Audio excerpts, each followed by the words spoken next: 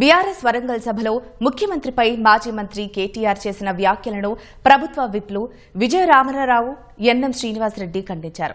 కాంగ్రెస్ ప్రభుత్వం 20,000 కోట్లకు పైగా రుణమాఫీ చేస్తే కేటీఆర్ పచ్చి అబద్దాలు చెబుతున్నారని ధ్వజమెత్తారు. రుణమాఫీపైన రాష్ట్రంలో ఏ గ్రామానికైనా కేటీఆర్ రావాలని వారు డిమాండ్ చేశారు. ఎవరి హయాంలో రుణమాఫీ జరిగిందో అక్కడనే తేల్చుకుందామని సవాల్ విసిరారు. అసలు రాష్ట్రంలో రైతులకు రుణమాఫీ చేసిందే 12,000 కోట్ల రూపాయలు అని చెప్పి వారు ఒక మొదటి అబద్ధం మాట్లాడడం జరిగింది.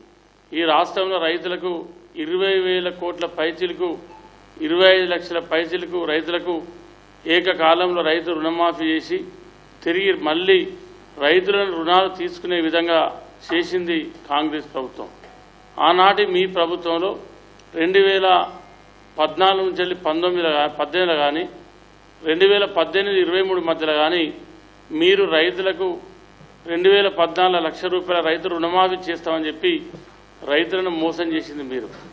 2018లో మళ్ళీ లక్ష రూపాయల రైతులకు రుణమాఫీ చేస్తామని చెప్పి ఏకకాలంలో చేస్తామని చెప్పి ప్రభుత్వానికి వచ్చిన తర్వాత అసలు రైతులకు లక్ష రూపాయలు కాదు కదా, కనీసం ఒక్క విడతల కూడా మీరు రైతు రుణమాఫీ చేయకుండా మోసం చేసింది మీరు. మొట్టమొదటిసారిగా రుణాన్ని మాఫీ చేయొచ్చు అని చెప్పి ఆలోచన చేసింది కాంగ్రెస్ పార్టీ. రాజశేఖర రెడ్డి గారు రుణమాఫీ చేయడము, ఉచిత విద్యుత్ కూడా రైతులకు ఇవ్వాలి అని చెప్పి ఒక నిర్ణయం తీసుకోవడం చరిత్ర.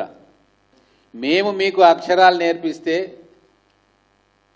మీరు వచ్చి మాకు శుద్ధులు నేర్పే ప్రయత్నం చేస్తూ ఉన్నారు.